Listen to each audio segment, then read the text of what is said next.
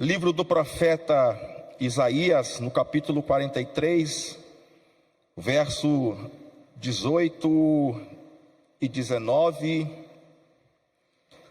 O título da minha ministração da manhã é Tempo de Viver Algo Novo. Você pode repetir comigo? É tempo de viver algo novo.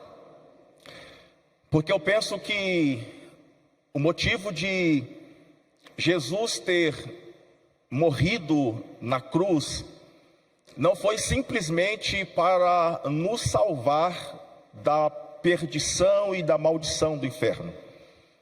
O fato de Jesus ter morrido na cruz é para que nós pudéssemos desfrutar de uma vida plena todos os dias nele. E eu tenho visto, eu tenho percebido que as pessoas elas têm procrastinado esse desejo, este propósito de viver esta vida hoje, de desfrutar desta vida agora. Então, as pessoas elas estão sempre adiando uma possibilidade de, em algum momento da sua vida, ela sim vai desfrutar desta vida em Jesus. Então, para algumas pessoas, elas estão dizendo: olha, sabe o que é? É que eu estou terminando o meu curso. Quando eu terminar o meu curso, aí sim, aí eu vou viver esta vida plena em Jesus com força. Sabe o que é? É que eu estou me preparando para casar. Depois que eu casar, depois que eu já estiver lá com meu esposo, com a minha esposa, aí sim, aí nós dois, nós vamos entrar com tudo para desfrutar desta vida nova em Jesus.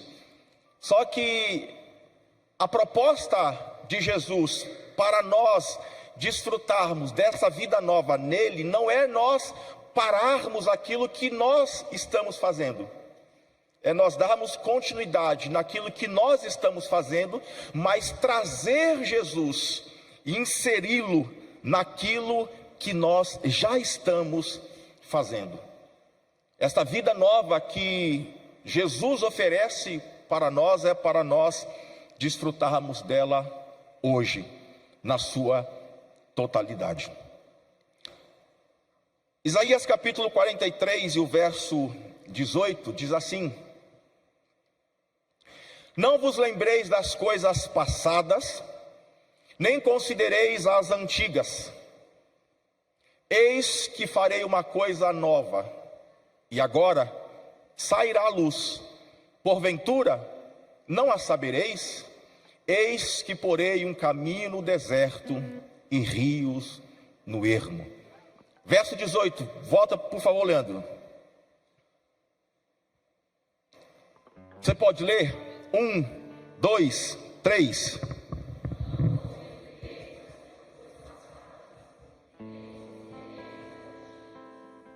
XIX.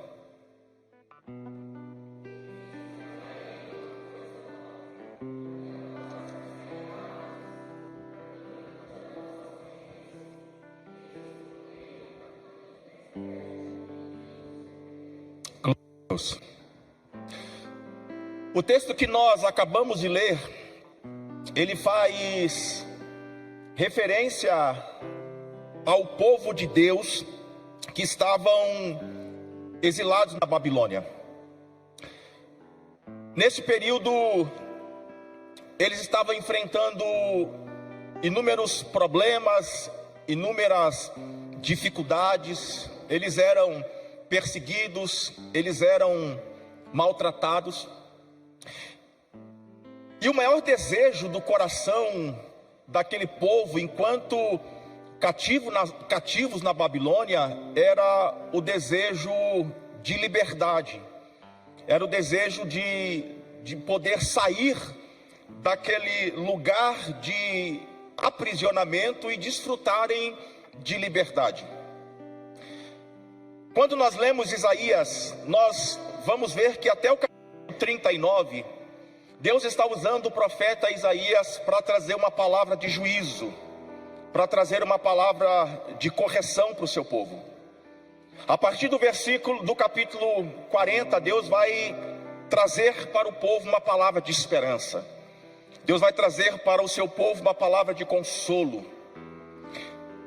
É então que no capítulo 43, Deus levanta o profeta Isaías com uma palavra de esperança, com uma palavra que pudesse trazer calmaria, que pudesse despertar no povo novamente uma esperança que eles não tinham mais. Então Deus levanta o profeta e faz promessa para eles. Deus diz no verso 18 que Deus ia fazer uma coisa nova no meio deles. Deus disse que eles não deveriam se lembrar das coisas passadas. Só que esse convite de Deus não era um convite para amnésia. Esse convite de Deus era um convite para que eles não ficassem presos, para que eles não tomassem como base para a sua vida o período que eles ficaram exilados. Quando eles olhassem para trás, que eles ficassem presos em tudo o que eles já haviam passado. Mas Deus estava fazendo um convite para que eles pudessem romper com aquele passado e que eles aceitassem o convite do Senhor, para que eles pudessem viver um tempo novo, para que eles pudessem desfrutar em Deus uma experiência nova.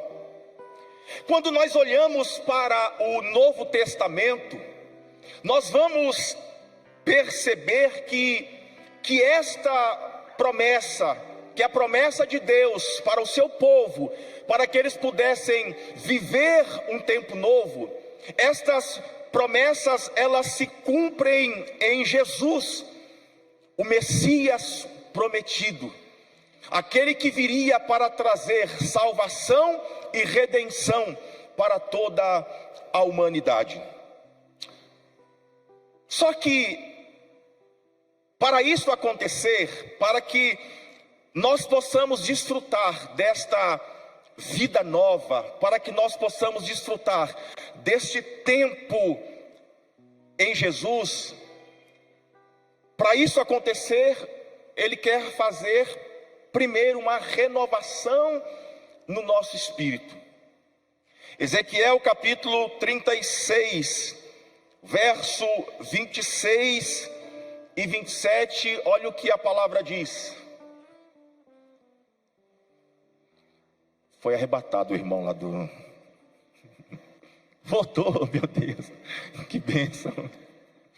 Ezequiel capítulo 36, e o verso 26, olha o que a palavra diz.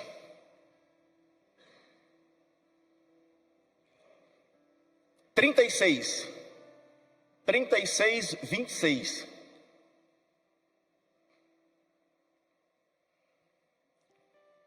Olha o que a Bíblia diz. E vos darei o que, gente? Um coração novo. E porei dentro de vós o que, gente? Um espírito novo. E tirarei o coração de que, gente? Da vossa carne, e vos darei um coração de carne. Ou seja, para que nós possamos desfrutar dessa nova vida em Cristo, o Senhor quer trazer renovação para o nosso espírito. Ele quer tirar o coração de pedra, Ele quer tirar o coração duro, Ele quer colocar em nós um coração segundo o seu coração. E para nós vivermos e desfrutarmos desta vida nova em Jesus, tem um processo. E este processo, ele passa em primeiro lugar pelo novo nascimento. João capítulo de número 3, versículo de número 7, Jesus, no encontro com Nicodemos, Jesus disse que ninguém poderia entrar no reino do céu se não nascesse de novo. E é impossível nós desfrutarmos de uma vida nova em Jesus se nós não passarmos pelo processo do novo nascimento. Em primeiro lugar, nós precisamos nascer de novo, para que então nós possamos nos tornarmos uma nova criatura. E o Paulo, escrevendo 2 Coríntios capítulo 5 e o verso de número 17, o Paulo diz: olha, agora não sou eu mais que vivo, mas é Cristo que vive em mim. Então, quando nós passamos pelo processo do novo nascimento, Jesus então passa a viver em nós. E as coisas velhas, elas ficam para trás. As coisas velhas não podem nos acompanhar mais. As coisas velhas não têm mais espaço na nossa vida. As coisas velhas, elas em nós não existe mais um ambiente para elas exercerem o seu governo. Por quê? Porque nós nascemos de novo, nós somos novas criaturas. E as coisas velhas já ficaram para trás. Nós não falamos mais como nós falávamos. Nós não nos comportamos mais da forma que nós nos comportávamos. Nós não tratamos mais as pessoas da forma que nós tratávamos em um outro momento. E uma vez que nós já nascemos de novo, que uma vez que Jesus está habitando em nós, nós nem precisamos sair falando para as pessoas que nós nascemos de novo. Nós nem precisamos ficar colocando na rede social que nós nascemos de novo. Quando as pessoas elas começam a olhar para nós, quando as pessoas elas passam a nos ouvir, o que sai de nós autentica o nosso novo nascimento. Nós não precisamos ficar falando, porque as pessoas percebem. As pessoas veem. Atos capítulo 11, verso 26. Quando os primeiros irmãos, eles vão para Antioquia. E quando eles chegam em Antioquia, as pessoas de Antioquia, quando olham para eles, falam assim: olha lá, ó. Olha lá os cristãos. Ou seja, olha lá os pequenos cristos. E percebe que os irmãos, quando descem para Antioquia, eles não vão com um carro de som gritando: aqui está descendo a comitiva da comunidade bíblica para as nações. Eles não colocaram um carro de som, todo mundo levando faixa, dizendo: agora a igreja está chegando em Antioquia, e agora vai ter salvação nesse lugar. Não, eles não fizeram nada disto. Então, Henrique, por que então que as pessoas, quando olham para eles, chamam eles de cristãos?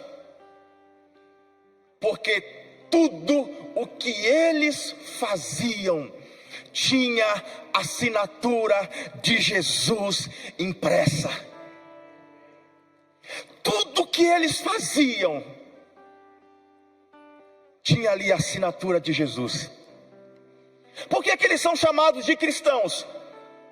Porque quando eles vão conversar com as pessoas, alguém diz assim: olha ali, ó, Jesus também conversava daquele jeito. A forma que eles tratavam as pessoas, alguém olhava e falava assim: olha, tá vendo? É desse jeito que Jesus trata as pessoas. Então, quando nós assumimos esta nova vida, uma identidade velha, ela sai, e a identidade de Jesus vem. E tudo o que nós fazemos precisa ter a identidade de Jesus. Precisa ter a assinatura de Jesus. Quando Paulo escreve aos Filipenses capítulo 3 e o verso de número 13, o Paulo está dizendo assim: olha, eu não julgo já ter alcançado, mas uma coisa eu faço, é que esquecendo das coisas que ficaram para trás, eu avanço para aquelas que estão diante de mim, eu prossigo para o alvo. Viver uma nova vida é fazer escolha. Viver uma nova vida em Jesus é tomar decisão. Porque é possível que alguém passe uma vida na igreja e continua sendo do mesmo jeito. É possível que alguém passe uma vida na igreja e continue falando as mesmas coisas, e continue tratando as pessoas do mesmo jeito. Viver uma vida vitoriosa, uma vida abundante em Jesus, não é uma exclusividade para alguns. Não é exclusividade para pastor, não é exclusividade para líder, não é exclusividade para alguém que exerce o ministério na igreja. Viver uma vida abundante, uma vida vitoriosa em Jesus, é para quem faz escolha, é para quem decide. Percebe que o Paulo está dizendo: olha, eu não cheguei ainda onde eu desejo, eu não sou ainda quem eu gostaria de ser, mas eu fiz uma escolha. Eu deixei para trás as coisas velhas e eu estou avançando para frente, eu estou indo em direção ao alvo. E o nosso alvo é Jesus, o nosso alvo é Cristo. Porque enquanto nós estivermos presos nas coisas que ficaram para trás, essas coisas nos impedem de avançar, essas coisas nos impedem de prosseguir para o alvo. Quantas pessoas elas perderam o alvo? Quantas pessoas estão perdidas, sem direção, sem rumo, sem destino? Porque elas estão presas ao passado. Mas nesta manhã, em Jesus, é possível nós deixarmos as coisas velhas para trás e prosseguirmos para frente, prosseguirmos para o alvo. Esta vida nova e abundante em Jesus está disponível para todos aqueles que desejarem.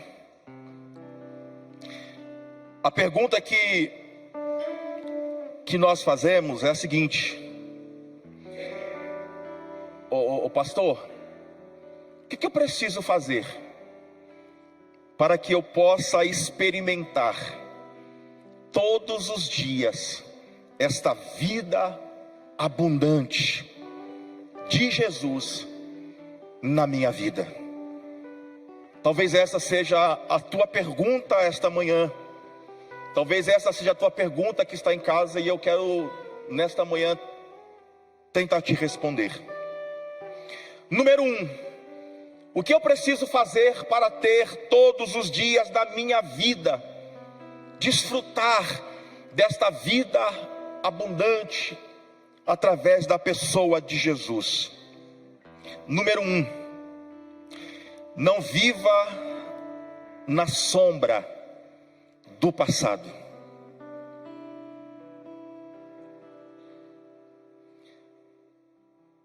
Por quê?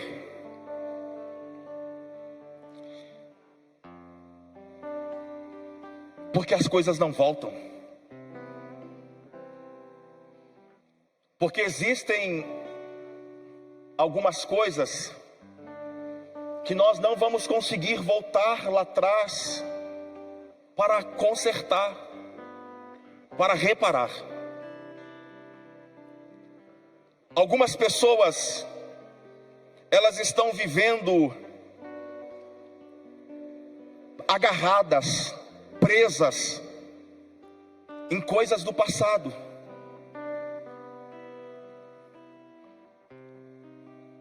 Porque elas não conseguiram liberar perdão para alguém que um dia lhe prejudicou, para alguém que um dia lhe ofendeu. E esta pessoa está vivendo os seus dias com amargura na sua alma, com ressentimento na sua alma. Vivem com um sentimento de vingança, porque não conseguiu superar uma traição do passado, porque não conseguiu superar uma perda do passado. E todas as vezes que ela volta no seu passado, isso traz dor, traz amargura, traz ressentimento.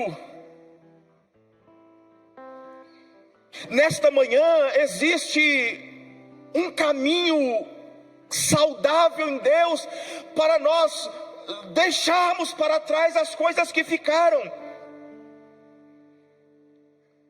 Que coisa é esta? Número 1, perdão. Se você está preso ao passado, por causa que alguém te feriu, por causa que alguém te traiu, por causa que alguém te abandonou, por causa que alguém não foi leal com você, nesta manhã faça uma escolha. Libere perdão. Solte essa pessoa. Porque isso está te prendendo, está te segurando. Libere perdão e avance. Libere perdão e frutifique. Libere perdão e vá correndo para tudo aquilo que Deus tem para a tua vida.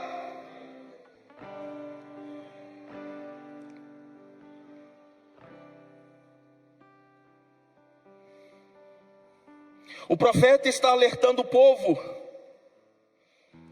a não tomar como base a dor, o sofrimento que eles tinham enfrentado enquanto eram cativos, mas que eles deveriam se encher de fé, eles deveriam se encher de confiança, para desfrutar de tudo aquilo que Deus ainda iria fazer na vida deles. Porque se nós não liberarmos as pessoas, nós vamos viver um ciclo vicioso. Nós vamos entrar num ciclo. E vira e mexe nós vamos estar voltando, se entristecendo. E a gente passa a viver um ciclo. Existem pessoas que estão presas ao seu passado por causa de culpa. Elas cometeram um erro, cometeram um pecado, e isso traz culpa. Pessoas que estão aprisionadas na culpa.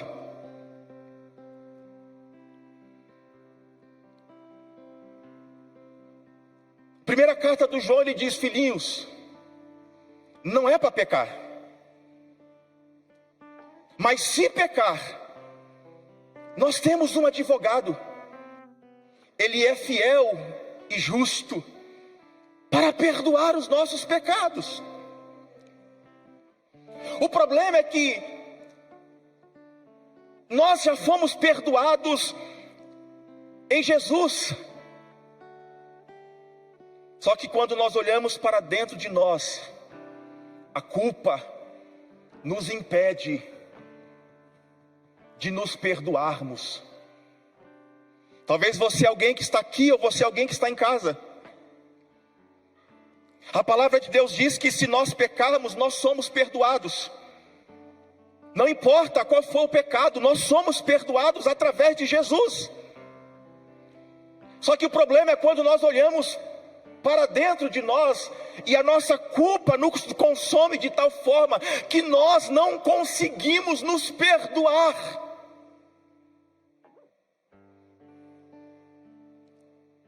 Nesta manhã, receba o perdão de Jesus para a tua alma. Receba o perdão de Jesus para a tua vida.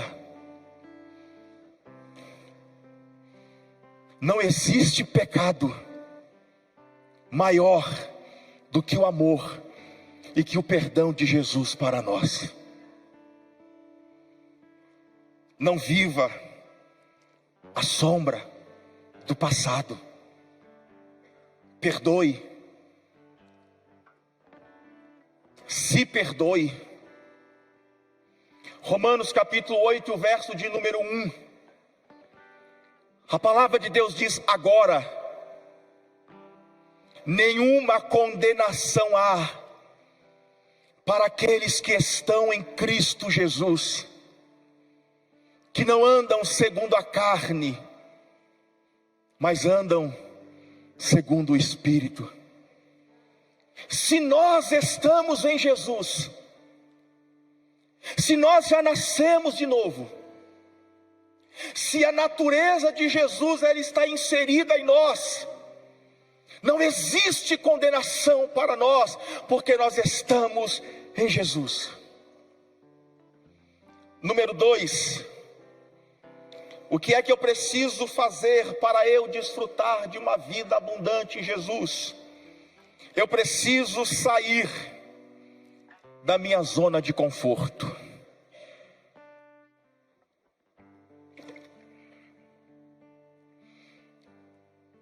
Para viver esta vida nova, nós precisamos sair da nossa zona de conforto. Quando a águia quer fazer o seu ninho, ela procura um lugar bem alto, e ali ela estabelece o seu ninho. Então todos os dias, a águia sai para caçar, e ela volta e coloca a comida na boca dos seus filhotes. E o filhote acostuma com aquilo. Quando a águia mãe está chegando, a águia bebê já fica com a boquinha aberta, esperando a mãe chegar e só colocar na boquinha. Aí ela come, eu penso que ela vira para o lado, tira um cochilinho. Aí a mãe águia sai, vai buscar comida. E quando a mãe águia, ela percebe que a mãe águia está chegando, ela já se deita, abre a boquinha e fica esperando. Às vezes, essa águia filhote somos nós. Porque às vezes nós estamos falando: Senhor, eu quero viver algo novo. Senhor, eu quero desfrutar algo novo na tua presença. Mas nós estamos lá no ninho, com a boquinha aberta, falando: Senhor, acabou o pão. Senhor, acabou a água. Senhor, o sapato furou. Senhor, acabou a mistura.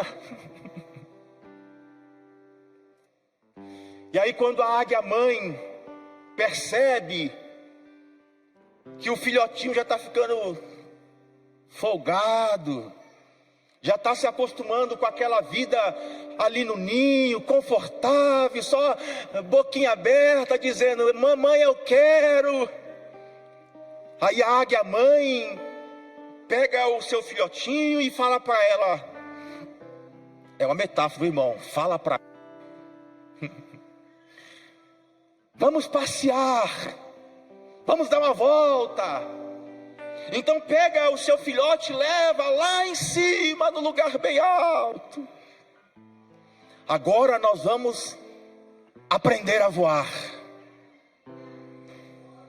E lá em cima eu penso a águia olhando para a mãe e pensando, ela vai me colocar nas suas costas e nós vamos, e ela vai me ensinar, olha, vem para cá, vai para lá, faz assim, faz assado. Só que quando está lá em cima, e a águiazinha está pensando que ela vai ter uma aula, de repente, a águia solta. E ela começa a descer, desesperada. Vou morrer. E agora? Como vai ser? E aí nós falamos assim, Senhor, e agora o Senhor me deixou? E agora o Senhor me abandonou? E agora? E aí quando ela está prestes a cair, a águia vem e pega. Aí leva lá em cima e solta, e ela desce de novo. Até que ela começa a bater as suas asas. Até que ela começa a dar os seus primeiros rasantes. E aí então ela aprende a voar. Agora ela não fica mais no ninho esperando a mãe trazer na boquinha. Não, agora ela bate as asas e ela vai caçar. Às vezes é Deus que nos tira do ninho, que nos leva lá em cima e aí solta, para nós aprendermos, para nós sairmos da nossa zona de conforto, para nós experimentarmos algo novo em Deus. Porque às vezes nós nos acostumamos com a nossa vida religiosa, vir no culto do domingo, se alegrar no culto de domingo, bater palma, chorar, se alegrar. Alguns, um dia da semana, vão lá na casa de paz. Aí volta o ciclo, no outro domingo nós voltamos no culto, nos alegramos, e a gente se acostuma com essa vida religiosa. Só que na verdade, essa vida abundante que Deus tem para nós não é um momento, não é o momento do culto do domingo, não é o momento da casa de paz. Essa vida abundante que Deus tem para nós é na segunda-feira lá no trabalho, é na terça, é na quarta, é na quinta, é na sexta, é no sábado, e no domingo nós nos reunimos para celebrarmos a vida abundante que nós desfrutamos da semana.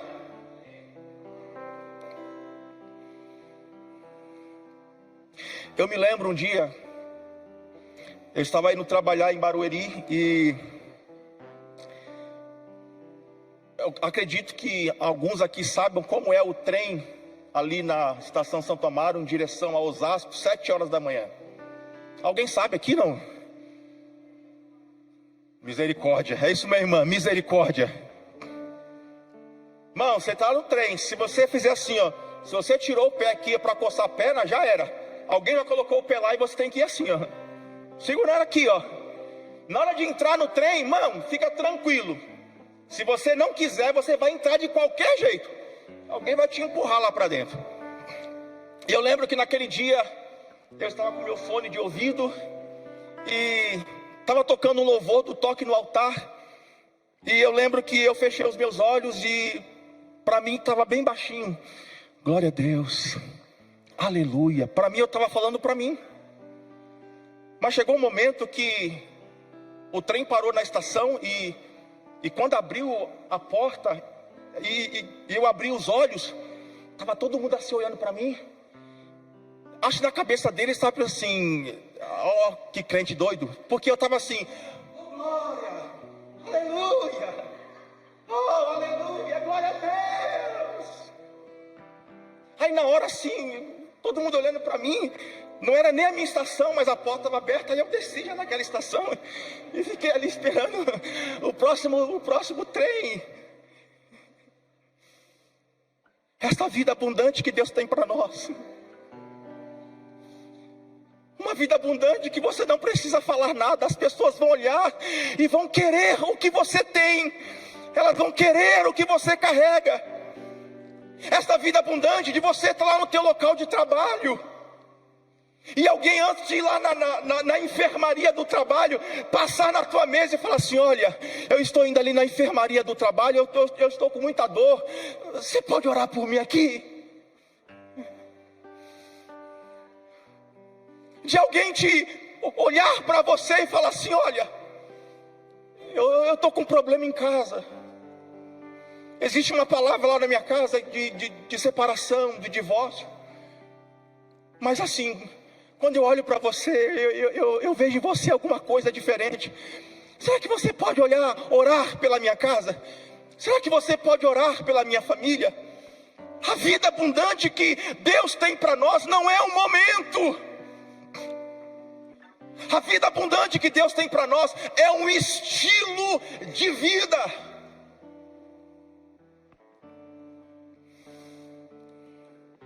Quando eu olho para a Bíblia, Mateus capítulo 14, versos 28 e 29,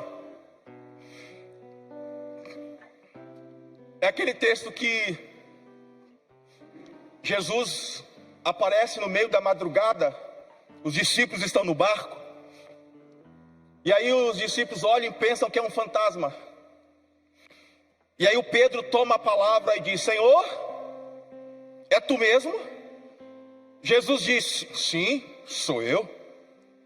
E aí o Pedrão diz: Senhor, se é o Senhor, então manda que eu vá andar com o Senhor por cima das águas. Percebe que o Pedro está disposto a viver algo novo, a viver uma experiência nova. Jesus disse para o Pedro: Pedro, quer vir? Vem. Gente, eu penso os outros discípulos olhando para o Pedro e pensando assim: ó, que Pedro exibido. Pedro, para que isso, Pedro? Fica aqui, Pedro. Fala igual minha mãe fala: o Pedro está igual o bico de sapato para frente. Olha que Pedro para frente. Só que o Pedro falou: não, nem adianta. Nem adianta. Vocês não vão me convencer. Eu quero ir. Eu quero andar sobre as águas. Gente, deixa eu te fazer uma pergunta. Qual é o lugar mais seguro? É dentro do barco ou é fora do barco? Me ajuda, gente. Qual é o lugar mais seguro? É dentro do barco ou é fora do barco? Meu Deus. Adriana, qual é o lugar mais seguro, Adriana? É dentro do barco ou é fora do barco?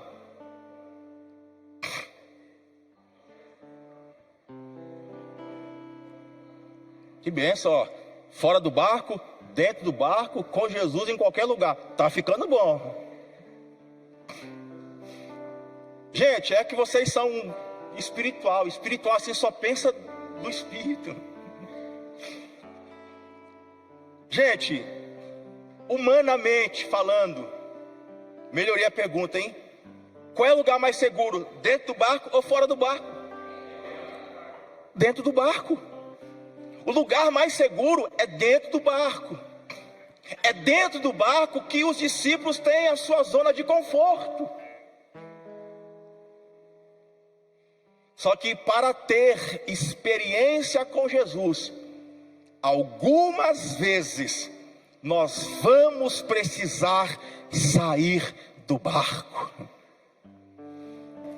Às vezes somos nós que estamos dentro do barco, e nós estamos dentro do barco olhando para Jesus e falando assim: Jesus, eu quero ter uma experiência com o Senhor. Jesus, eu quero viver algo novo na sua presença. Jesus, eu quero viver esta vida extraordinária que o pastor pregou lá domingo no culto. Jesus, ele disse que esta vida abundante é para todo mundo, então eu também quero. E aí Jesus está ouvindo, e Jesus está falando assim: que bênção, Que bênção! Quer viver mesmo? Quero! Então vem. Então sai do barco. Então, pode vir, pode vir. Eu estou aqui te esperando. Vem, vem. E aí a gente faz assim, ó. A gente olha para fora do barco e fala: Senhor, não tem como viver essa experiência daqui do barco mesmo? Não. Quer viver esta vida plena, essa vida abundante em Jesus? Sai do barco. Sai do barco. Sai da zona de conforto. Às vezes, o próprio Deus está mexendo com a gente, para nós sairmos desse lugar que nós nos apegamos, para que nós possamos desfrutar dessa vida abundante em Jesus. O Abraão vai viver uma vida abundante com Deus. Só que o Abraão precisou sair da sua zona de conforto. Deus disse para Abraão: Abraão, sai da tua casa. Gênesis capítulo 12, verso 1: sai da tua casa, da tua parentela, e vai para um lugar que eu vou te mostrar. Abraão precisou sair da sua zona de conforto. O Davi vai viver experiências maravilhosas. Só que o Senhor disse para ele: Davi, deixa as ovelhas, que eu vou te levar agora para a guerra. Sai da sua zona de conforto, que eu vou te levar e vou te colocar diante de um Golias. O Davi precisou sair da sua zona de conforto. Número 3, e nós vamos orar. Para eu viver e desfrutar desta vida plena em Jesus, o que eu preciso fazer? Número 3, eu preciso ter disposição para obedecer. Lucas capítulo 6 e o verso 46. Olha o que a Bíblia diz.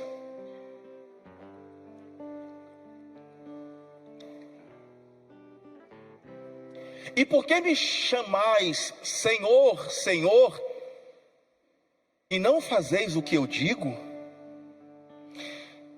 Jesus está chamando a atenção dos fariseus porque eles tinham apenas uma performance. Eles chamavam Senhor, Senhor, mas não tinham disposição nenhuma para obedecer. É impossível nós vivemos uma vida nova através de Jesus se nós não tivermos disposição para obedecê-lo. O que vai nos tornar hábitos para caminhar neste lugar, para trilhar este caminho, até chegarmos neste lugar em Deus, é a nossa obediência. A palavra diz que Deus não preza, não está interessado em sacrifício, mas em obediência. E quando Jesus olha para estes homens, Jesus chama a atenção porque eles tinham apenas uma performance. A obediência deles era um tipo de obediência para mostrar para a massa, mas no íntimo eles não tinham nenhuma disposição para obedecer. Se o meu coração não for um coração ensinável, se o meu coração não tiver disposição para obedecer, tudo aquilo que nós já construímos em Deus, sem obediência, se perde. Para algumas pessoas, obediência tem a ver com punição. Para algumas pessoas, obediência tem a ver com regras. Para algumas pessoas, punição tem a ver com castigo. Mas na verdade, obediência tem a ver com amor. Obediência tem a ver com amor. Eu não obedeço a Cristo com medo de ser punido. Eu não obedeço a Cristo com medo de ser castigado. Eu obedeço porque eu amo. João capítulo 14, verso 15. Olha o que a Bíblia diz.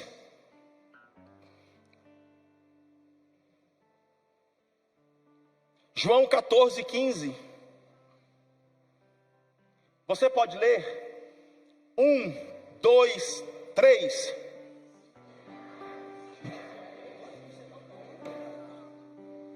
Mais uma vez.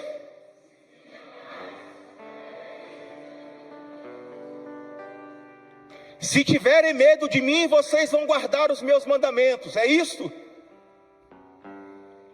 Se vocês não guardarem os meus mandamentos, eu vou castigar vocês. É isto? Não. Se me amar,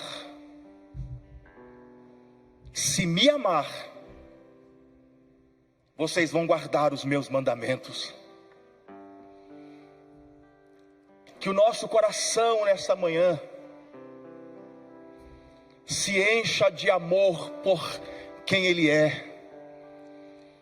Que o nosso coração esta manhã se enche de amor pela pessoa de Jesus Cristo. E assim, nós não teremos nenhum problema para obedecer os seus mandamentos. E se assim fizermos, nós sairemos daqui esta manhã para nunca mais vivermos a mesma vida. Para nunca mais nos conformarmos com a mesma vida. Ô Henrique, a minha vida é ótima, glória a Deus, então a partir de hoje vai ser melhor. Deus tem uma vida plena. Deus tem uma vida abundante para nós desfrutarmos enquanto nós estamos aqui nessa terra. Esta vida abundante está disponível para nós. Nós só precisamos querer. Por favor, se coloque de pé. Eu percebo Jesus nesses dias nos chamando. Eu percebo Jesus nesses dias nos convidando para nós entrarmos neste lugar e desfrutarmos esta vida abundante. Eu percebo Jesus nesses dias nos chamando para nós sairmos da superficialidade. Eu percebo Jesus nos chamando para nós sairmos deste lugar raso, para nós irmos mais fundo, para nós mergulharmos mais fundo.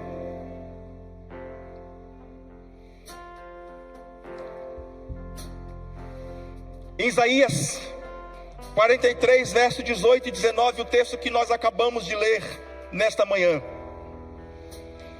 nos faz lembrar que Deus é capaz de fazer algo novo na nossa vida. Você crê que Deus é capaz de fazer algo novo na sua vida? Lucas capítulo 1 e verso 37 diz que porventura para o Senhor existe alguma coisa impossível? Eu creio que esta manhã Deus está fazendo algo novo em nós.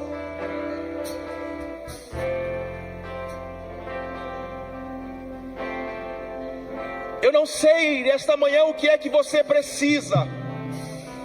Eu não sei esta manhã qual é a área da tua vida que você está pedindo: Senhor, faz algo novo. Senhor, traga renovo. Senhor, traga mudança. Este momento é a tua oportunidade. É o teu momento de você colocar diante de Deus qual é a área da tua vida, qual é a área da tua família. Talvez é uma mudança profissional, talvez é uma mudança de relacionamento, mas esse é o seu momento de você colocar diante de Deus, declarando: Senhor, eu creio na palavra que foi pregada esta manhã. Eu creio que o Senhor pode fazer aquilo que eu não posso fazer. Talvez algumas coisas que precisam de mudança na tua vida, talvez algumas coisas escaparam das tuas mãos, talvez fugiram do seu controle. Nesta manhã, tudo aquilo que fugiu do nosso controle não fugiu do controle de Jesus. Então peça para Ele, coloque diante dele qual é a tua demanda. E eu creio que esta manhã o Senhor está fazendo algo novo no nosso meio.